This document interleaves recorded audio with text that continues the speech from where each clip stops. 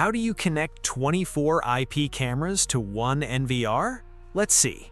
First, connect all 24 IP cameras to a 24-port PoE switch using Cat6 cables. Subscribe our channel for more videos and hit the bell icon. The PoE switch provides both power and network data to every camera. Next, connect the PoE switch to the 24-channel NVR using a network cable. Then connect the NVR to the router for network access and remote viewing. Finally, connect the NVR to a monitor using HDMI or VGA. And that's it! 24 cameras, one PoE switch, one NVR, a complete professional CCTV network.